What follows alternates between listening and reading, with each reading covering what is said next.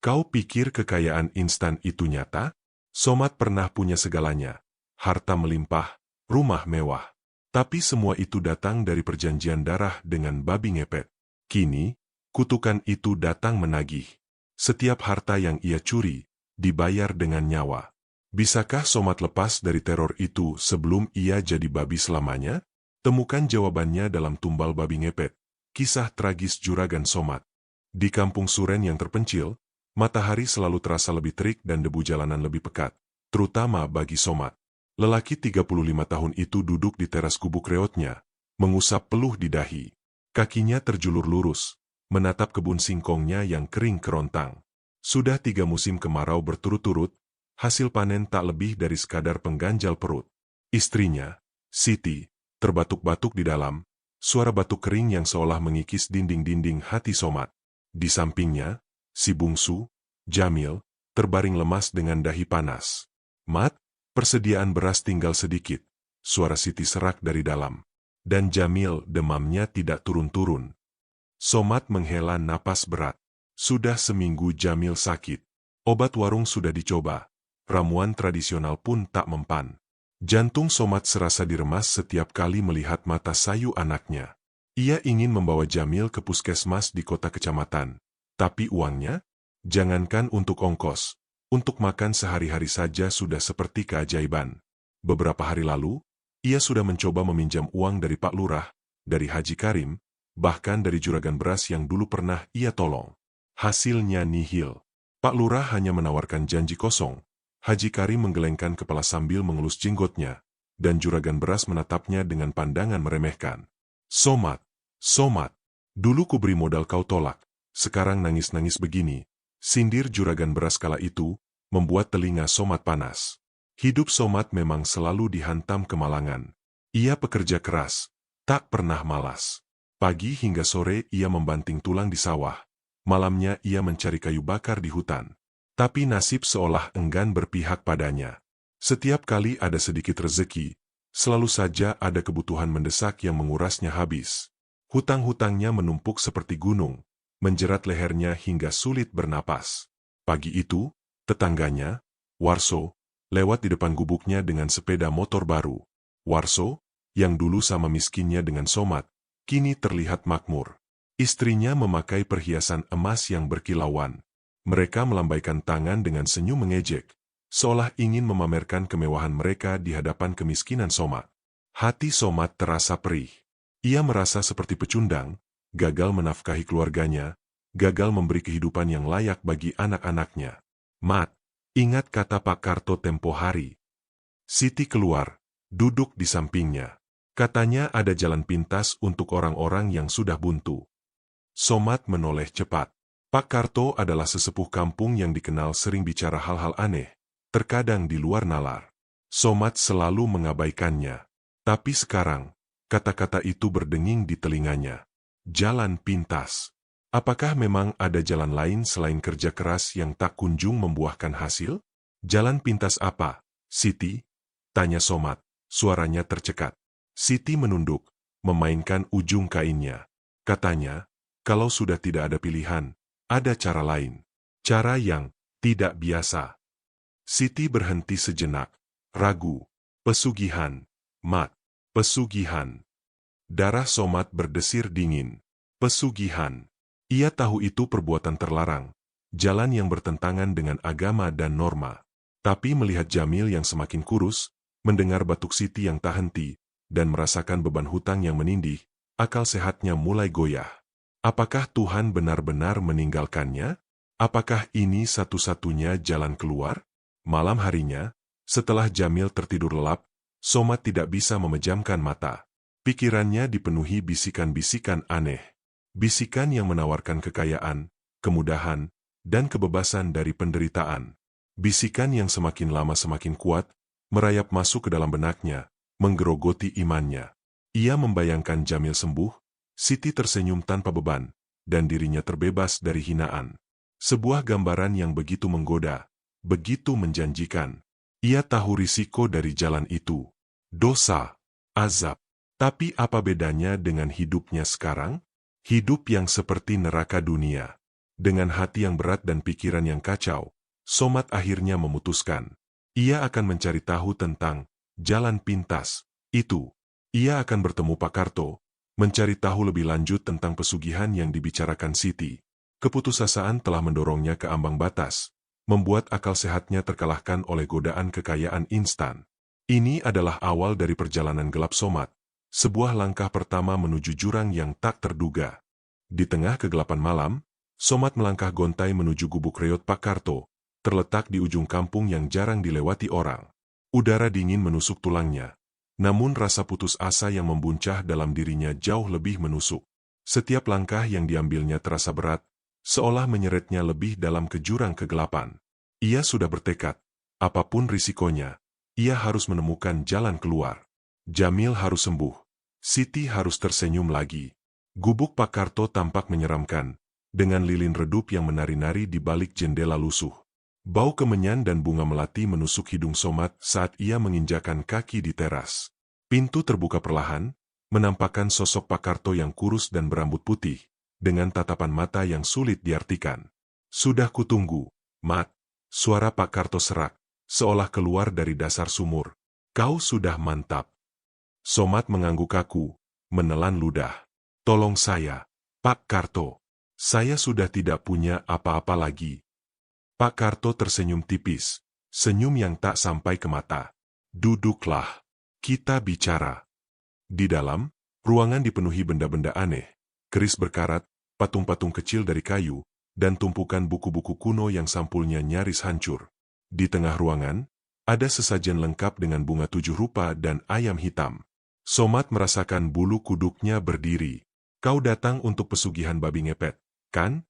tanya Pak Karto langsung, membuat Somat terperanjat. Ia tak menyangka Pak Karto tahu persis apa yang ada di benaknya. "Bagaimana Bapak tahu?" "Matamu bicara, Mat." Sama seperti mata banyak orang yang datang kemari, putus asa dan ingin kaya mendadak. Pak Karto menyeruput tehnya. "Pesugihan ini bukan main-main. Ada tumbalnya, ada aturannya. Kalau kau langgar, akibatnya fatal." Somat menatap tajam. "Saya siap, Pak. Apapun itu." Pak Karto menjelaskan. "Pesugihan ini memerlukan persekutuan dengan entitas gaib. Mereka akan memberimu kekayaan, tapi kau harus memberi makan mereka. Dalam kasus babi ngepet, kau akan diberi seekor babi jadi-jadian. Babi ini akan bertugas mencuri harta benda orang lain, dan kaulah yang mengendalikannya." "Bagaimana cara mengendalikannya?" tanya Somat. Otaknya berputar cepat. "Pada waktu yang ditentukan, biasanya tengah malam, kau harus memakai jubah hitam yang sudah kusediakan. Lalu, kau akan berubah menjadi babi. Jiwamu akan menyatu dengan babi itu.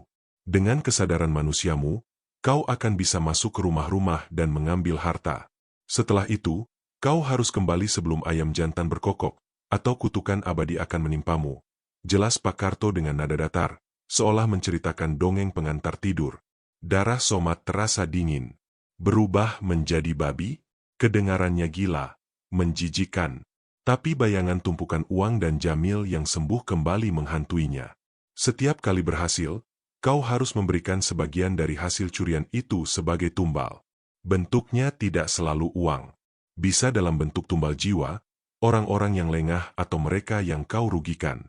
Entitas ini butuh energi, Mat. Energi dari penderitaan manusia." Lanjut Pak Karto, tatapannya menyiratkan sesuatu yang gelap. Somat terdiam. Tumbal jiwa? Ia membayangkan tetangganya, teman-temannya. Ia merasa ragu, namun desakan kebutuhan mengalahkan nuraninya.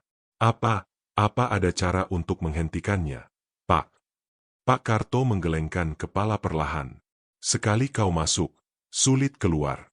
Ikatan ini kuat. Jika kau coba menghentikannya tanpa seizinku atau tanpa ritual pelepasan yang benar, entitas itu akan menuntut balas. Mereka akan mengambil apa yang seharusnya menjadi milik mereka, nyawamu, bahkan jiwamu seutuhnya, dan mengubahmu menjadi bagian dari mereka."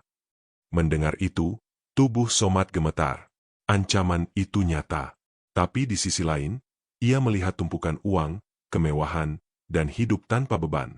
Godaan itu terlalu kuat. "Saya setuju, Pak Karto," ucapnya akhirnya. Suaranya nyaris berbisik, menyegel perjanjian gelap dengan entitas yang tak kasat mata. Pak Karto tersenyum puas. Ia mengambil sebuah kotak kayu tua dari rak. Di dalamnya, ada selembar jubah hitam kusam, sebuah gelang dari akar pohon yang dikepang, dan sebuah patung babi kecil dari tanah liat hitam. Jubah ini pelindungmu sekaligus kutukanmu. Gelang ini akan menuntunmu. Patung ini, simpan baik-baik. Ini jimat utamamu. Malam itu, Somat pulang dengan jubah dan jimat di tangannya. Hatinya campur aduk antara ketakutan dan harapan. Ia tahu, mulai sekarang, hidupnya tidak akan pernah sama lagi. Ia telah menjual sebagian jiwanya demi kekayaan, dan kini, ia terikat pada perjanjian yang bisa sewaktu-waktu merenggut segalanya. Ia telah memasuki dunia yang mengerikan, dunia di mana kegelapan akan menjadi temannya. Tidak ada yang bisa menyiapkan Somat untuk apa yang terjadi selanjutnya. Malam pertama setelah ritual mengerikan itu, ia mengenakan jubah hitam pemberian Pak Karto. Bau aneh menyeruak dari kain itu, membuat perutnya mual. Dengan jantung berdegup kencang, ia melafalkan mantra yang diajarkan dukun itu. Sensasi aneh menjalar di sekujur tubuhnya, diikuti rasa sakit yang luar biasa. Tulang-tulangnya serasa diremukan, dagingnya menyusut, dan kulitnya ditumbuhi bulu kasar. Dalam hitungan detik, Somat melihat sepasang kaki depannya yang berkuku, moncong yang panjang, dan tubuh yang diselimuti bulu hitam. Ia benar-benar telah menjadi babi ngepet. Dengan naluri yang tak ia mengerti, Somat merangkak keluar dari gubuknya. Gelang akar pohon di kakinya berdenyut-denyut, seolah menuntunnya. Rumah Haji Karim, yang hartanya paling melimpah, menjadi sasaran pertamanya. Somat, dalam wujud babi, menyelinap masuk melalui celah kecil di bawah pintu. Aroma tumpukan uang seolah memanggilnya. Dengan mudah, ia menemukan brankas dan entah bagaimana, tangannya yang kini berkuku bisa membukanya. Uang, perhiasan, dan barang berharga lainnya lenyap dalam sekejap, tersimpan di suatu tempat gaib yang terhubung dengannya. Sebelum ayam jantan berkokok, ia sudah kembali ke gubuknya, berubah wujud menjadi manusia lagi, dengan napas terengah-engah dan keringat dingin membanjiri tubuhnya. Pagi itu, berita kehilangan di rumah Haji Karim menyebar cepat ke seluruh kampung Suren. Warga ribut, panik, dan mulai berspekulasi. Somat hanya diam, pura-pura terkejut. Namun, senyum tipis tersungging di bibirnya saat ia membuka karung berisi tumpukan uang dan perhiasan hasil curiannya semalam. Sebuah kelegaan luar biasa membanjiri dadanya. Jamil bisa berobat, hutangnya bisa dilunasi. Sejak malam itu, kekayaan Somat melesat bagai roket. Setiap malam, ia beraksi sebagai babi ngepet, menguras harta rumah-rumah di kampung sebelah atau kota kecamatan. Dalam waktu singkat, gubuk reotnya berubah menjadi rumah paling megah di kampung Suren. Dindingnya dicat warna cerah, lantainya berubin mewah, dan perabotannya serba baru. Ia membeli sawah yang luasnya berlipat ganda, membuka toko kelontong terbesar yang barangnya selalu lengkap, dan bahkan membeli mobil bak terbuka untuk usahanya. Dulu, Somat adalah pria yang rendah hati, pendiam, dan mudah iba. Kemiskinan mengajarinya arti kesabaran dan empati. Namun, seiring dengan menggunungnya harta, hatinya mulai mengeras.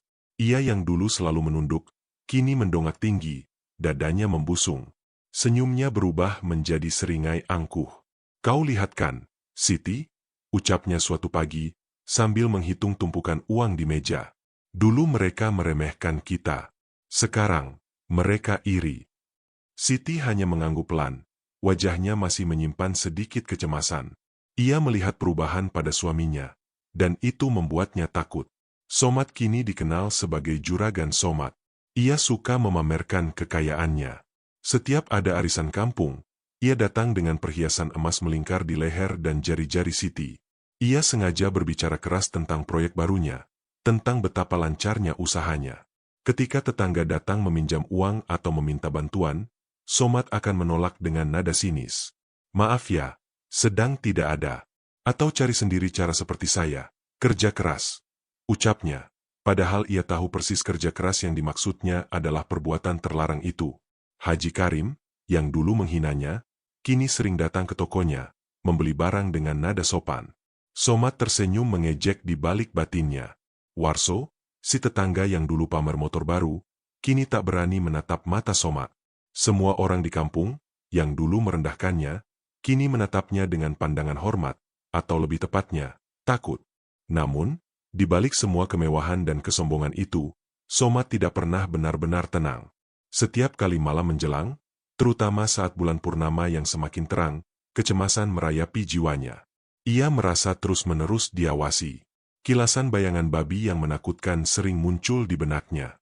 Terkadang, ia mendengar suara aneh di malam hari, seperti dengusan babi atau bisikan yang tak jelas asalnya. Ia tahu ini adalah konsekuensi dari perbuatannya, harga yang harus ia bayar. Namun, kesombongan telah mengalahkan kewaspadaannya. Ia percaya dirinya bisa mengendalikan perjanjian gelap itu. Somat merasa tak terkalahkan, seolah dunia berada di genggamannya. Ia melupakan bahaya yang mengintai, melupakan konsekuensi terberat dari persekutuannya dengan iblis. Ia semakin jauh terjerumus dalam kesenangan sesaat, tak menyadari bahwa tali yang ia pegang semakin lama semakin menipis, siap putus kapan saja, menjatuhkannya ke jurang penderitaan yang lebih dalam dari kemiskinan yang pernah ia alami. Kecemasan yang selama ini menjadi bisikan samar di benak Somat perlahan berubah menjadi teror nyata. Sudah 1 bulan berlalu sejak ia terakhir kali beraksi sebagai babi ngepet. Ia merasa aman, nyaman dalam kemewahan barunya, dan bahkan sempat melupakan sejenak bahaya yang mengintai. Namun, ketenangan itu tak berlangsung lama. Malam itu, Somat terbangun dengan kucuran keringat dingin. Mimpi buruk yang sama kembali menghantuinya. Ia melihat babi raksasa dengan mata merah menyala, berlari mengejarnya di tengah hutan gelap. Suara dengusan babi itu begitu nyata, seolah-olah binatang terkutuk itu berdiri di samping ranjangnya. Ia membuka mata lebar-lebar, napasnya terengah-engah, dan butuh beberapa saat baginya untuk menyadari bahwa ia berada di kamar tidur mewahnya, bukan di tengah hutan mimpi. Keesokan paginya, berita mengejutkan menyebar di kampung Suren. Pak RT, yang baru saja Somat hina di depan umum karena masalah iuran kebersihan, mendadak sakit parah. Tubuhnya panas tinggi, badannya kurus mendadak, dan yang paling aneh, seluruh uang simpanannya yang disimpan di bawah kasur lenyap tak bersisa. Dokter dari kota pun angkat tangan, tak menemukan penyakit medis apapun. Warga mulai berbisik-bisik, menghubungkan kejadian itu dengan hal-hal gaib. Aneh sekali. Ya, Pak RT itu sehat-sehat saja kemarin, ujar Buarso saat berbelanja di toko Somat, meliriknya dengan penuh arti. Jangan-jangan ada yang pakai pesugihan. Ya. Somat pura-pura sibuk menata barang, detak jantungnya berpacu kencang. Ia tahu betul siapa pelakunya. Ini adalah tumbal pertama. Babi ngepet itu menuntut bagiannya, dan Pak RT menjadi korbannya. Rasa bersalah mulai merayapi hati Somat. Namun kesombongan dan ketakutan akan kehilangan kekayaan dengan cepat menepisnya. Ah, Buarso ini. Mungkin memang sudah takdir Pak RT, jawab Somat, mencoba terdengar santai. Namun, teror tidak berhenti sampai di situ. Beberapa hari kemudian, pohon mangga di halaman rumah Somat yang biasanya berbuah lebat, mendadak kering dan mati. Anehnya, hanya pohon mangga itu saja. Pohon-pohon lain di sekitarnya tetap hijau dan segar. Siti, yang lebih peka terhadap hal-hal mistis, menatap pohon itu dengan cemas. Ada yang tidak beres, Mat, kata Siti pelan, ketika mereka makan malam. Perasaan saya tidak enak. Sejak kita kaya mendadak ini, banyak hal aneh terjadi. Somat mengabaikan perkataan istrinya. Ia sudah terlalu tenggelam dalam euforia kekayaan. Sudahlah, Siti, itu cuma kebetulan saja. Pohon bisa mati kapan saja, kan? Tapi malam-malam Somat semakin gelisah. Ia sering terbangun dengan sensasi dingin yang menusuk, seolah ada sesuatu yang mengawasinya dari sudut kamar. Terkadang, ia mendengar suara babi mendengus pelan di luar jendela, padahal tidak ada babi peliharaan di sekitar rumahnya. Ia mencoba meyakinkan diri bahwa itu hanya halusinasi akibat terlalu lelah. Puncaknya, Somat bermimpi lagi. Kali ini, ia melihat dirinya sendiri dalam wujud babi, berdiri di depan cermin. Babi itu menatapnya dengan mata merah menyala, dan di pantulan cermin, Somat melihat wajahnya sendiri yang pucat pasi, penuh ketakutan. Suara Pak Karto mendadak terdengar di telinganya. Ingat, Mat, jika kau lalai, atau jika kau mencoba menipu mereka, mereka akan mengambil lebih dari sekadar tumbal. Mimpi itu begitu nyata hingga Somat jatuh dari ranjangnya. Ia terengah-engah, tubuhnya gemetar. Ia tahu, peringatan itu bukan sekadar mimpi. Entitas gaib yang memberinya kekayaan itu mulai menagih janji, dan mereka tidak akan segan-segan mengambil apapun yang mereka inginkan. Rasa takut mencengkeramnya. Ia menyadari, kekayaan yang ia dapatkan dengan mudah itu kini mulai membawa petaka. Ini adalah awal dari puncak konflik. Ia sudah melangkah terlalu jauh, dan kini, ia harus menghadapi konsekuensi dari perjanjian gelapnya. Somat mulai merasa terjebak, menyadari bahwa apa yang ia dapatkan adalah sebuah kutukan berbalut kemewahan. Ketakutan Somat bukan lagi sekadar bisikan di malam hari. Kini, ia menjadi hantu yang menemaninya di setiap langkah, bahkan di siang bolong. Peristiwa yang menimpa Pak RT hanyalah permulaan. Dalam 2 minggu berikutnya, Kampung Suren dilanda serangkaian kejadian aneh yang membuat bulu kuduk berdiri. Pertama, Warso, si tetangga yang dulu sering pamer motor baru dan selalu memasang tampang meremehkan, tiba-tiba jatuh sakit. Bukan sakit biasa. Tubuhnya melepuh seperti terbakar api, padahal tidak ada luka bakar sama sekali. Hartanya di rumah, termasuk motor baru itu, lenyap tak bersisa. Warso merintih kesakitan selama 3 hari sebelum akhirnya menghembuskan napas terakhir, meninggalkan istri dan anak-anaknya dalam kemiskinan mendalam. Warga kampung, yang awalnya hanya berbisik, kini mulai terang-terangan menghubungkan kematian Warso dengan keberadaan Juragan Somat yang mendadak kaya raya. Aneh sekali ya. Juragan Somat itu dulu miskin sekali. Sekarang kaya mendadak. Setelah itu orang-orang yang sering ribut dengannya pada celaka. Kata seorang ibu-ibu di pasar, tatapan matanya penuh selidik saat Somat lewat. Somat mendengar semua bisikan itu. Ia berusaha bersikap santai, tersenyum tipis, bahkan sesekali menyapa mereka. Namun, di dalam hatinya, ia merasa tercekik. Ia tahu semua itu ulahnya. Babi ngepet itu tidak hanya mengambil harta, tetapi juga nyawa mereka yang dulu pernah ia rugikan atau ia hina. Rasa bersalah itu kini terasa seperti pisau tajam yang mengiris-iris nuraninya. Teror terus berlanjut. Rumah Pak Haji Karim, yang dulu menjadi korban pertama, kini dihantam musibah lagi. Sumur di halaman rumahnya mendadak kering kerontang, dan seluruh ternaknya mati mendadak tanpa sebab jelas. Pak Haji yang tadinya berwibawa kini terlihat kurus dan lesu, seolah energinya telah terkuras habis. Siti, istrinya, semakin hari semakin murung. Ia tidak lagi seceria dulu, bahkan setelah Jamil sembuh dan anak-anak mereka bisa makan enak. Raut wajahnya dipenuhi kecemasan, sorot matanya seringkali menatap Somat dengan campuran ketakutan dan kekhawatiran. "Mat, ini sudah terlalu jauh," bisik Siti suatu malam, tangannya menggenggam erat tangan Somat yang terasa dingin. "Kita tidak butuh harta sebanyak ini jika harus mengorbankan nyawa orang lain." Somat diam, membuang muka. Ia tahu Siti benar. Tapi bagaimana caranya menghentikan semua ini? Setiap kali ia berpikir untuk berhenti, bayangan Pak Karto muncul, dengan senyum tipis dan peringatan tentang konsekuensi jika perjanjian dilanggar. Ia teringat kata-kata dukun itu, entitas itu akan menuntut balas, mengambil apa yang seharusnya menjadi milik mereka, nyawamu, bahkan jiwamu seutuhnya, dan mengubahmu menjadi bagian dari mereka. Ketakutan akan kemiskinan yang ia alami dulu, ketakutan akan dihina lagi, masih terlalu kuat. Ia terjebak. Di satu sisi, ia takut kehilangan harta dan kembali miskin. Di sisi lain, ia semakin takut pada bayang-bayang babi ngepet yang kini terasa semakin nyata, menuntut korban demi korban. Kecurigaan warga semakin memuncak. Mereka memang tidak berani menuduh langsung, namun pandangan mereka, bisikan mereka, dan perubahan sikap mereka sudah cukup jelas. Somat mulai merasa dikucilkan, meskipun ia adalah juragan kaya di kampung itu. Tidak ada lagi yang berani bersenda gurau dengannya. Tidak ada lagi yang datang untuk sekadar mengobrol santai.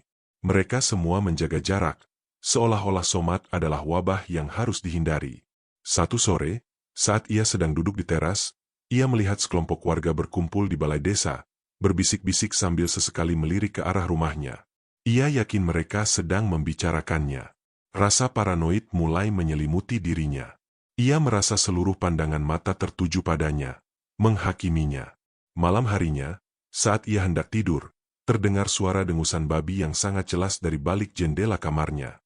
Suara itu bukan lagi bisikan samar, melainkan dengusan yang kuat, seolah babi itu benar-benar berada tepat di luar. Somat melonjak dari tempat tidur, berlari ke jendela, tapi tidak ada apa-apa. Hanya kegelapan dan keheningan malam. Ia tahu, babi ngepet itu tidak hanya mengambil harta dan nyawa orang lain. Kini, ia juga mulai menghantuinya secara langsung, mengirimkan peringatan bahwa ia sedang diawasi, bahwa ia adalah bagian dari kegelapan ini. Ketakutannya semakin memuncak. Somat menyadari bahwa ia telah menciptakan monster, dan monster itu kini berbalik mengincarnya. Ketakutan Somat kini memiliki wajah, dan wajah itu semakin mendekat. Setelah kematian Warso dan serangkaian musibah di kampung, bisikan warga bukan lagi sekadar gosip. Mereka mulai menjauhi Somat, seolah ketakutan itu menular. Bahkan senyum ramah yang dulu dipaksakan, kini diganti dengan tatapan curiga dan jijik. Namun, Somat tidak punya waktu untuk memikirkan pandangan orang lain. Ancaman yang ia hadapi jauh lebih besar. Suatu sore, Ningsih, adik kandung Siti yang tinggal di desa sebelah dan sering mengunjungi mereka, datang dengan wajah pucat pasi. Ia duduk gemetar di sofa, memegang segelas air putih yang disodorkan Siti, namun tangannya tak henti bergetar. "Ada apa, Ningsih? Kau sakit?" tanya Siti khawatir. Ningsih menatap Somat dengan ketakutan yang kentara di matanya. Aku melihatnya, Mas Somat. Tadi malam." Suaranya tercekat. Somat merasakan darahnya berdesir dingin. Ia tahu apa yang akan keluar dari mulut Ningsih. "Tadi malam, aku terbangun karena mendengar suara berisik di dapur," lanjut Ningsih, napasnya tersengal. "Aku kira tikus, tapi suaranya lebih besar. Aku intip, dan Mas Somat, aku melihat babi hitam besar sedang mengobrak-abrik lemari beras. Matanya merah menyala. Aku ketakutan sekali, Mas. Babi itu seperti melihatku." Jantung Somat berdegup kencang, seolah ingin melompat keluar dari dadanya. Ningsih selamat. Itu berarti babi ngepet itu tidak berhasil mengambil tumbal nyawanya. Namun, fakta bahwa Ningsih melihatnya dalam wujud babi, dan bahkan nyaris menjadi korban, mengguncang Somat hingga ke inti jiwanya. Ini bukan lagi tentang harta orang lain, tapi tentang nyawa keluarga terdekatnya. "Itu hanya mimpi burukmu saja, Ningsih," potong Somat cepat, mencoba menyangkal, suaranya terdengar tegang. "Mungkin kau kelelahan." Ningsih menggelengkan kepala. "Bukan mimpi, Mas. Aku yakin sekali. Aku bahkan sempat melempar sendok ke arahnya. Lalu babi itu lari keluar, menembus dinding seperti bayangan." Siti menatap Somat dengan pandangan penuh tanya, dan ada sedikit rasa takut di sana. Ia tidak sebodoh itu untuk tidak mengerti. Kejadian aneh, kekayaan mendadak, dan sekarang adiknya nyaris menjadi korban binatang jadi-jadian. Semua mengerucut pada satu hal. Malam itu, Somat tidak bisa tidur. Ia pergi ke belakang rumah, ke sebuah gubuk kecil yang kini ia gunakan untuk menyimpan hasil curiannya. Ia duduk di sana, di antara tumpukan uang dan perhiasan, merasa lebih miskin dari sebelumnya. Babi ngepet itu kini mengincar orang-orang yang ia cintai. Tumbal yang diminta semakin berat, bukan hanya harta, tapi nyawa. Keesokan harinya, dengan langkah berat, Somat kembali mendatangi gubuk Pak Karto. Ia harus menghentikan ini. "Saya ingin berhenti, Pak Karto," ucap Somat tanpa basa-basi. Suaranya tegas namun gemetar. "Pesugihan ini sudah terlalu jauh. Hampir melukai keluarga saya." Pak Karto menyeringai. "Berhenti? Kau kira semudah itu, Mat? Kau sudah terikat. Perjanjian darah ini tidak bisa dibatalkan seenaknya." "Tapi, ada cara, kan? Bapak pernah bilang ada ritual pelepasan," desak Somat, napasnya memburu. Pak Karto tertawa kecil, tawa yang membuat bulu kuduk Somat merinding. "Ada. Tentu saja ada. Tapi risikonya besar, Mat. Sangat besar. Entitas itu tidak akan rela melepaskan peliharaannya begitu saja. Mereka akan menuntut pembayaran yang setimpal."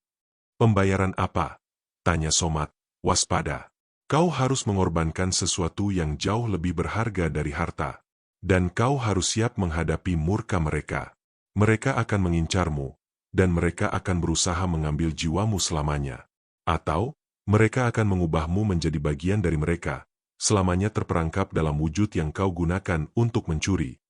Pak Karto menatapnya tajam. "Kau bisa menjadi babi selamanya, Mat, atau bahkan lebih buruk dari itu, menjadi roh babi pengikut mereka, abadi dalam penderitaan." Mendengar itu, tubuh Somat lemas. Ia terjebak dalam dilema yang mengerikan. Melanjutkan pesugihan berarti mengorbankan nyawa orang-orang terdekatnya, termasuk Siti dan anak-anaknya. Berhenti berarti menghadapi kutukan abadi yang bisa merenggut jiwanya, mengubahnya menjadi sesuatu yang bahkan lebih mengerikan dari kematian. Ia telah membangun jebakan untuk dirinya sendiri, dan kini, ia tidak punya jalan keluar. Somat pulang dengan hati yang hancur, menyadari bahwa ia harus segera membuat keputusan. Keputusan yang akan menentukan nasibnya dan nasib orang-orang yang ia sayangi. Somat pulang dari gubuk Pak Karto dengan pikiran kalut. Ancaman itu nyata, tergantung di depan matanya seperti pedang Damocles. Setiap kali ia melihat senyum Siti atau tawar yang Jamil, hatinya mencelos. Ia tidak bisa membiarkan mereka menjadi tumbal selanjutnya. Tapi bagaimana? Pak Karto sudah jelas mengatakan, tidak ada jalan keluar yang mudah. Malam-malamnya dipenuhi kegelisahan. Ia mencoba membaca buku-buku agama yang dulu pernah ia abaikan, berharap menemukan petunjuk atau cara untuk membersihkan diri dari dosa ini. Namun, setiap kali ia membuka kitab suci, bisikan-bisikan aneh dan dengusan babi seolah semakin kencang, mengejeknya, mengolok-olok usahanya. Dalam keputusasaan, Somat teringat pada cerita lama yang pernah ia dengar dari kakeknya. Konon, ada sebuah kitab kuno yang berisi ilmu penangkal segala macam sihir dan pesugihan, tersembunyi di suatu tempat di rumah kakek buyut mereka yang sudah lama tak dihuni, jauh di pelosok hutan. Sebuah harapan kecil muncul di benaknya. Mungkin, hanya mungkin, kitab itu bisa memberinya jalan keluar. Diam-diam, tanpa sepengetahuan Siti, Somat menyusun rencana. Ia berbohong pada istrinya, mengatakan akan pergi berdagang ke kota. Dengan bekal seadanya dan hati yang penuh tekad, ia pergi menuju rumah kakek buyutnya yang angker. Perjalanan itu tidak mudah. Hutan lebat dan terjal harus ia lewati. Setiap bayangan pohon seolah bergerak, setiap suara binatang di hutan seolah mengawasinya. Rasa takut yang selama ini menghantuinya kini menjadi teman perjalanannya. Setelah 2 hari perjalanan yang melelahkan, Somat tiba di lokasi rumah kakek buyutnya. Bangunan itu sudah bobrok. Sebagian atapnya ambruk, dan dindingnya ditumbuhi lumut. Aura mistis begitu kuat terasa, seolah tempat itu menyimpan rahasia kelam. Somat masuk dengan hati-hati, lampu senter di tangannya menyapu setiap sudut ruangan yang gelap dan berdebu. Ia mencari di setiap sudut, di bawah lantai yang lapuk, di balik dinding yang retak, dan di antara tumpukan barang usang. Berjam-jam berlalu, keringat membasahi tubuhnya, namun ia tak menemukan apa-apa. Rasa putus asa mulai kembali merayap, menjanjikan kekalahan. Tiba-tiba, mata Somat menangkap sesuatu. Di balik sebuah lemari tua yang hampir roboh, ada sebuah celah kecil di dinding. Dengan susah payah, ia menggeser lemari itu. Di balik celah, tersembunyi sebuah peti kayu kecil yang sudah usang. Debu tebal menyelimutinya, dan di atasnya terukir simbol-simbol aneh yang tak ia mengerti. Dengan tangan gemetar, Somat membuka peti itu. Di dalamnya, tergeletak sebuah kitab kulit kuno yang sudah sangat tua, berwarna kecoklatan dan berbau apek. Halaman-halamannya dipenuhi tulisan tangan kuno dan gambar-gambar menyeramkan. Jantungnya berdebar kencang. Ia tahu, ini adalah yang ia cari. Ia mulai membaca, meskipun sulit karena tulisan kuno itu. Namun, beberapa bagian dapat ia pahami. Kitab itu memang berisi mantra dan ritual untuk menolak bala dan melepas ikatan sihir hitam, termasuk pesugihan. Namun, syarat-syarat yang tertulis di sana membuat napas Somat tercekat. Untuk melepas ikatan babi ngepet, ia harus melakukan ritual di sebuah makam keramat pada malam Jumat Kliwon, dengan tumbal yang bukan hanya harta, melainkan darah dari orang yang paling ia cintai, sebagai syarat pemutusan ikatan seutuhnya, bukan kematian, melainkan hanya tetesan saja. Dan yang paling mengerikan, ia harus berhadapan langsung dengan entitas babi ngepet itu dalam wujud aslinya, serta mampu mengalahkan dorongan gaibnya sendiri untuk terus mencuri. Jika gagal, ia tidak hanya akan mati, tetapi jiwanya akan menjadi budak abadi entitas itu, selamanya terperangkap dalam kutukan. Bahkan lebih buruk, entitas itu bisa mengambil alih tubuhnya sepenuhnya, menjadikannya inang selamanya. Somat terdiam, lututnya lemas. Tumbal darah dari orang yang ia cintai? Apakah itu berarti Siti atau Jamil? Ia tidak sanggup. Namun, jika ia tidak melakukannya, mereka semua akan celaka, atau ia akan menjadi babi selamanya. Sebuah pilihan yang tidak mungkin. Pikirannya kalut. Ia telah menemukan jalan keluar, tapi jalan itu ternyata adalah jurang yang lain. Kembali ke rumah, Somad menatap Siti dan Jamil dengan tatapan sendu. Tetesan darah. Kitab kuno itu menyebutkan tetesan darah dari orang yang paling dicintai. Pikirannya kacau. Bagaimana mungkin ia meminta Siti atau Jamil untuk ikut dalam ritual yang mengerikan ini? Namun, di sisi lain, ia tahu ini adalah satu-satunya kesempatan untuk memutus kutukan. Jika tidak, ia akan kehilangan mereka selamanya, atau bahkan lebih buruk, menjadi monster yang menghantui mereka.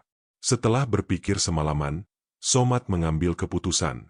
Ia akan melindungi keluarganya dengan cara apapun.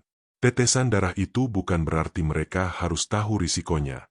Ia akan mencari cara untuk mendapatkan tetesan darah itu tanpa membahayakan mereka secara langsung, atau setidaknya, tanpa membuat mereka menyadari betapa berbahayanya ritual itu. Ia berencana menggunakan darahnya sendiri. Meskipun kitab itu menyebutkan darah dari orang yang dicintai, Somad percaya bahwa cinta sejatinya kepada keluarga akan membuat darahnya sendiri cukup kuat. Ia akan melakukan ritual itu sendiri, menanggung semua risikonya. Malam Jumat Kliwon tiba. Suasana kampung Suren begitu sunyi, hanya ada suara jangkrik dan anjing melolong di kejauhan. Somad diam-diam bangkit dari tempat tidur, mengenakan pakaian serba hitam yang sudah ia siapkan. Sebuah pisau kecil dan wadah kosong ia selipkan di sakunya. Ia berpamitan dalam hati kepada Siti dan Jamil yang masih terlelap. Ia melangkah menuju makam keramat di ujung hutan, tempat yang paling angker di seluruh kampung. Kabut tebal menyelimuti jalan setapak, membuat suasana semakin mencekam. Setiap langkah terasa seperti memasuki gerbang neraka. Sesampainya di makam, hawa dingin yang menusuk tulang langsung menyergapnya. Nisan-nisan tua berdiri tegak seperti bayangan, menambah kesan seram. Somad mulai mempersiapkan ritual sesuai petunjuk kitab. Ia menyalakan 7 batang lilin di sekeliling gundukan tanah yang paling tua, menaburkan bunga 7 rupa, dan membakar kemenyan. Asap tebal mengepul, menciptakan lingkaran kabut yang semakin pekat. Dengan tangan gemetar, ia mengambil pisau kecil, mengiris telapak tangannya sendiri, dan membiarkan beberapa tetes darah jatuh ke atas tanah. Ia membaca mantra kuno yang ia pelajari dari kitab. Suaranya bergetar namun penuh tekad. Saat mantra terakhir terucap, tiba-tiba, suasana berubah drastis. Angin kencang berembus dari segala arah, memadamkan lilin-lilin. Pohon-pohon di sekitar makam bergoyang hebat, seolah-olah ditarik oleh kekuatan tak kasat mata. Dari balik kegelapan, terdengar suara dengusan babi yang sangat kuat, diikuti suara injakan kaki yang berat. Sesosok babi hitam raksasa muncul dari balik kabut. Matanya merah menyala, taringnya panjang dan tajam, dan dari mulutnya keluar busa. Babi itu melangkah mendekat, menggeram rendah, suaranya menggetarkan tanah. Somad tahu, itu adalah entitas babi ngepet yang selama ini ia gunakan. Ia datang untuk menuntut balas. Kau berani mengkhianatiku, manusia serakah. Suara berat, dalam, dan mengerikan itu bergema di seluruh area makam, seolah keluar dari perut bumi. Itu bukan suara babi, melainkan suara ribuan jiwa yang terperangkap di dalamnya. Somad mundur selangkah, jantungnya berdegup kencang. Ketakutan luar biasa mencengkeramnya, namun ia tahu ia tidak bisa menyerah. Ini adalah pertarungan terakhirnya. Ia memejamkan mata sesaat, mengingat wajah Siti dan Jamil, dan tekadnya kembali menguat. Aku akan memutus ikatan ini, teriak Somad, suaranya sedikit bergetar. Aku tidak akan menjadi budakmu lagi. Babi raksasa itu mengamuk. Ia menerjang ke arah Somad, mencoba menyerangnya dengan taring-taringnya. Somad menghindar dengan gesit, berpegangan pada sebuah nisan tua. Ia terus melafalkan mantra penangkal dari kitab, meskipun ia merasa energi di tubuhnya terkuras habis. Setiap kali ia melafalkan mantra, babi itu tampak kesakitan, mendengus keras, dan memukul-mukul tanah. Pertarungan batin dan fisik terjadi. Entitas itu tidak hanya menyerang secara fisik, tetapi juga secara mental, memenuhi pikiran Somad dengan godaan kekayaan, bisikan penyesalan, dan bayangan-bayangan mengerikan tentang dirinya yang berubah menjadi babi. Somad hampir menyerah, hampir terjatuh ke dalam jurang keputusasaan. Namun, ia melihat sekilas wajah Jamil dan Siti di benaknya, wajah-wajah yang penuh harapan. Dengan sisa tenaga, Somad berteriak lantang, melafalkan mantra penutup dari kitab. Cahaya putih terang tiba-tiba memancar dari tubuh Somat, menerpa babi raksasa itu. Babi itu menggeram kesakitan. Tubuhnya mulai memudar, mengecil, dan akhirnya meledak menjadi serpihan asap hitam yang langsung lenyap ditelan kegelapan malam. Ritual berhasil. Somat terjatuh ke tanah. Tubuhnya lemas tak berdaya. Namun hatinya dipenuhi kelegaan luar biasa. Ia berhasil. Ia telah memutus ikatan terkutuk itu. Namun, ia tahu, kemenangan ini tidak datang tanpa harga. Tubuhnya terasa remuk, dan bayangan babi yang menakutkan itu masih melekat kuat di benaknya. Ia selamat dari kematian dan kutukan abadi. Namun ia tahu, ada harga lain yang harus ia bayar. Harga yang mungkin akan ia bawa seumur hidupnya. Somat membuka matanya perlahan. Aroma tanah basah dan daun kering menyeruak ke indranya. Tubuhnya terasa remuk redam, seolah baru saja dihantam badai. Sinar matahari pagi menembus celah pepohonan, menyinari wajahnya yang pucat. Ia tergeletak di tanah makam keramat, di antara nisan-nisan tua. Rasa sakit menjalar di setiap ototnya, namun ada kelegaan luar biasa yang membanjiri dadanya. Ia berhasil. Ikatan terkutuk itu putus. Dengan sisa tenaga, Somat mencoba bangkit. Ia melihat sekeliling.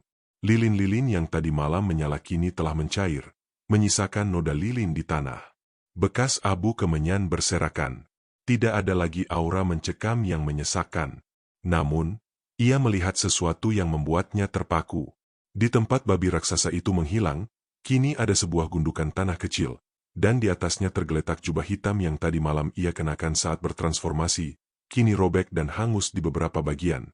Jubah itu tidak lagi berbau apek, melainkan berbau busuk yang menusuk hidung, seolah membawa sisa-sisa kegelapan. Somat memungut jubah itu, hatinya dipenuhi rasa jijik dan penyesalan. Jubah inilah yang memberinya kekayaan, namun juga menyeretnya ke dalam jurang dosa. Ia meremas jubah itu kuat-kuat, lalu melemparkannya ke dalam parit kering di dekat makam. Ia tidak ingin lagi melihatnya.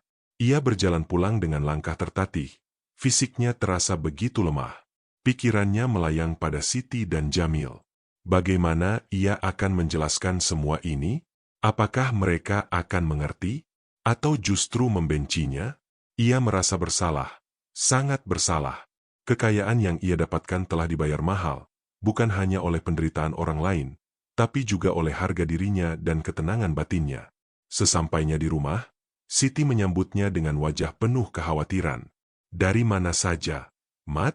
Aku mencarimu semalaman. Raut wajahnya menunjukkan betapa cemasnya ia. Somat memeluk istrinya erat, tangisnya pecah. Ia menceritakan semuanya, tentang pesugihan babi ngepet, tentang bagaimana ia mendapatkan kekayaan itu, dan tentang ritual mengerikan yang baru saja ia jalani. Ia menceritakan tentang Pak RT, Warso, dan musibah Haji Karim. Semua dosa-dosanya ia tumpahkan. Siti mendengarkan dengan air mata berlinang, terkejut dan terluka. Maafkan aku, Siti. Maafkan aku, isak Somat, tak sanggup menatap mata istrinya. Siti mengusap punggung Somat perlahan. Aku sudah menduga ada yang tidak beres, Mat, tapi kenapa kau tidak jujur dari awal? Suaranya pelan, bercampur kesedihan dan sedikit kemarahan. Aku takut, Siti. Aku takut kau dan anak-anak kembali hidup susah, jawab Somat lirih. Meskipun Siti sangat terluka, ia memilih untuk memaafkan suaminya. Bukan karena kekayaannya, melainkan karena ia melihat penyesalan tulus di mata Somat. Kita hadapi ini bersama, Mat. Kita kembalikan semua harta yang bukan hak kita. Kita mulai lagi dari nol, tapi dengan cara yang benar. Keesokan harinya, Somat melakukan hal yang paling sulit dalam hidupnya. Ia mengumumkan kepada seluruh kampung Suren bahwa ia telah melakukan pesugihan babi ngepet, dan kekayaan yang ia miliki adalah hasil dari perbuatan dosa. Ia berjanji akan mengembalikan semua harta yang ia curi, dan siap menerima konsekuensi hukum atau sosial apapun. Warga kampung terkejut. Ada yang marah, ada yang tidak percaya, ada pula yang menatapnya dengan pandangan iba. Haji Karim datang, wajahnya datar. Somat mengembalikan semua harta Haji Karim, ditambah dengan kompensasi atas kerugian yang ia derita. Begitu pula dengan keluarga Warso dan korban-korban lainnya. Somat menjual semua asetnya, termasuk rumah megahnya, toko kelontong, dan sawah-sawah luas, untuk mengembalikan kerugian mereka. Dalam waktu singkat, Somad kembali menjadi pria miskin seperti dulu. Ia dan Siti pindah kembali ke gubuk lama mereka yang sudah dijual dan kini dibeli kembali dengan sisa uang kompensasi. Namun, kali ini, ia merasa jauh lebih tenang. Beban dosa telah terangkat dari pundaknya. Ia telah kehilangan hampir semua hartanya. Kehormatannya di mata masyarakat hancur, dan ia harus hidup dengan bayang-bayang masa lalu yang kelam. Ini adalah harga mahal dari kekayaannya. Tapi ia selamat. Ia tidak menjadi babi. Dan ia masih memiliki keluarganya. Penyesalan mendalam akan selalu menjadi bagian dari dirinya. Pengingat abadi akan keserakahan yang pernah membawanya ke jurang kehancuran. Kehidupan baru Somad dan Siti dimulai dari titik nol. Gubuk mereka, meskipun kecil dan sederhana, terasa lebih hangat dan damai dibandingkan rumah megah yang dulu dipenuhi bayang-bayang ketakutan. Somad tidak lagi mengenakan pakaian mewah atau memamerkan harta. Ia kembali memakai sarung dan kaos lusuh, menggarap sawah sewaan kecil di ujung kampung. Kali ini, ia bekerja dengan hati yang tenang, meski hasil panennya tidak seberapa. Pandangan warga kampung terhadapnya memang belum sepenuhnya pulih. Masih ada bisikan-bisikan dan tatapan sinis, terutama dari mereka yang pernah menjadi korban atau yang masih menyimpan dendam. Namun, ada pula yang mulai melihat perubahan dalam diri Somad. Ia tidak lagi sombong. Ia ramah, murah senyum, dan tidak segan membantu tetangga yang kesusahan, meskipun ia sendiri hidup pas-pasan. Ia membersihkan masjid, membantu memperbaiki jalan desa, dan ikut kerja bakti. Perlahan tapi pasti, Somad berusaha menebus dosanya, bukan hanya dengan mengembalikan harta, tapi dengan mengubah dirinya menjadi pribadi yang lebih baik. Jamil, yang kini tumbuh sehat dan ceria, tidak pernah tahu asal-usul kekayaan ayahnya dulu. Bagi Jamil, ayahnya adalah seorang petani biasa yang bekerja keras. Siti, di sisi lain, menjadi pilar kekuatan bagi Somad. Ia selalu mendampingi suaminya, mengingatkan untuk terus bersabar dan tawakal. Kekhawatiran yang dulu membayangi wajahnya perlahan memudar, digantikan oleh ketenangan. Namun, tidak semua bayangan masa lalu bisa dihapus begitu saja. Terkadang, di tengah malam yang sunyi, Somad masih terbangun dengan keringat dingin. Ia sering mimpi buruk, melihat kilasan babi hitam dengan mata menyala, atau mendengar dengusan samar di kejauhan. Sensasi dingin yang menusuk tulang, seperti saat babi ngepet itu mengawasinya dulu, terkadang masih ia rasakan. Ia tahu, itu adalah sisa-sisa trauma, pengingat abadi akan perjanjian yang pernah ia buat. Suatu sore, saat ia sedang menggarap sawah, ia melihat seekor babi hutan melintas di kejauhan. Jantungnya sontak berdegup kencang. Napasnya tercekat. Seketika, bayangan dirinya dalam wujud babi muncul di benaknya. Ia terhuyung mundur, memegangi dadanya. Butuh beberapa menit baginya untuk menenangkan diri, meyakinkan bahwa itu hanyalah babi hutan biasa, bukan entitas terkutuk itu. Ia tahu, bayang-bayang ini akan selalu ada. Pak Karto, si dukun, menghilang dari kampung Suren setelah kejadian Somad. Gubuknya kosong melompong, seolah tak pernah ada kehidupan di sana.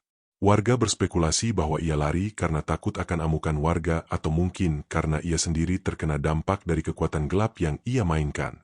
Kehilangan Pak Karto seolah menjadi penutup babak kelam itu. Namun Somad tahu, jejak kejahatan itu masih membekas. Somad belajar untuk hidup berdampingan dengan bayangan masa lalu itu. Ia tidak lagi berusaha melarikan diri, tetapi menghadapinya. Setiap kali rasa takut itu datang, ia akan berpegangan pada harapan dan kebaikan yang kini ia jalani. Ia percaya bahwa dengan terus berbuat baik dan bertobat, ia bisa membersihkan sisa-sisa kegelapan dalam dirinya.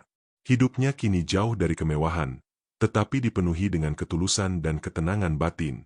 Ia sering merenung, betapa butanya ia dulu mengejar harta dengan cara haram.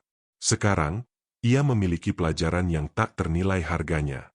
Somad telah terlahir kembali, bukan sebagai juragan kaya yang sombong, melainkan sebagai seorang ayah dan suami yang bertanggung jawab, yang memahami arti sejati dari kebahagiaan dan penebusan.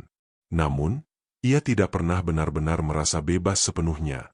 Ada sesuatu yang menunggu di ujung jalan, sebuah takdir yang belum selesai tertulis. Tahun demi tahun berlalu. Somad menua, rambutnya memutih, dan langkahnya semakin lambat. Jamil sudah berkeluarga, memiliki anak-anak yang kini memanggil Somat kakek. Hidupnya penuh kesederhanaan, diselingi tawa cucu dan kebersamaan dengan Siti. Trauma masa lalu tidak pernah sepenuhnya hilang, namun ia berhasil menempatkannya sebagai pengingat, bukan sebagai beban. Ia telah menjadi sosok yang dihormati di Kampung Suren, bukan karena kekayaannya, melainkan karena perubahan dirinya yang tulus dan kebaikan hatinya. Suatu hari, di musim kemarau yang panjang, Somat jatuh sakit. Tubuhnya terasa lemas, batuknya semakin parah, dan demamnya tak kunjung reda. Siti dan Jamil merawatnya dengan penuh kasih sayang. Namun, Somat tahu, umurnya sudah tak lama lagi. Di ranjangnya yang sederhana, ia memejamkan mata, pikiran-pikirannya melayang pada masa lalu yang kelam. Ia teringat babi ngepet, gubuk Pakarto, dan kekayaan yang didapat dengan cara terlarang. Di tengah kesadarannya yang menipis, Somat merasakan sensasi aneh. Tubuhnya terasa panas, lalu dingin. Tulang-tulangnya seperti bergeser, dan napasnya mulai memberat, menyerupai dengusan. Ia mencoba membuka mata, namun kelopak matanya terasa sangat berat. Suara-suara di sekelilingnya, suara Siti dan Jamil yang memanggil namanya, terdengar jauh, seolah terhalang dinding tebal. Ia merasakan sesuatu yang keras dan berbulu tumbuh dari punggungnya. Moncongnya memanjang, dan giginya terasa membesar. Suhu tubuhnya naik drastis. Sebuah transformasi yang sudah lama ia takuti, kini terjadi. Bukan lagi di alam mimpi, melainkan di ambang kematiannya. Ia tidak sepenuhnya berubah menjadi babi secara fisik yang bisa dilihat orang lain, melainkan sebuah perubahan yang lebih mengerikan, perubahan jiwa. Kutukan itu menuntut pembayaran terakhir, sebuah pengingat abadi bahwa ia pernah bermain dengan kegelapan. Siti dan Jamil yang panik melihat tubuh Somat bergetar hebat. Keringat dingin membanjiri dahinya. Napasnya terengah-engah, dengan suara yang aneh, bukan seperti manusia. Tiba-tiba, tubuh Somat kejang hebat. Mata putihnya terbalik, dan sebuah dengusan terakhir yang panjang keluar dari tenggorokannya. Lalu, ia diam. Somat menghembuskan napas terakhir. Namun, keanehan tidak berhenti di situ. Setelah Somat meninggal, rumah itu dipenuhi bau busuk yang menyengat, seperti bau kandang babi yang tidak dibersihkan.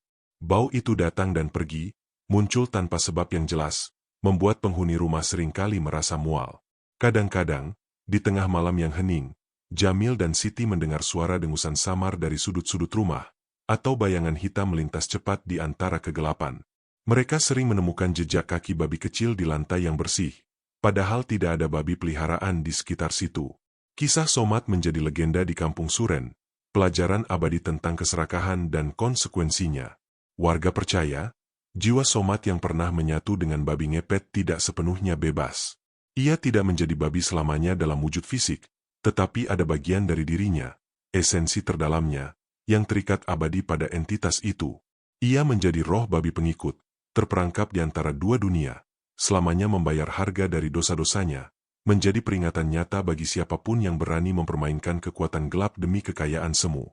Dan di Kampung Suren, setiap kali ada bau busuk samar atau dengusan aneh di malam hari, warga tahu, itu adalah kehadiran Juragan Somat, sang mantan juragan yang kini terjerat dalam kutukan abadi babi ngepet.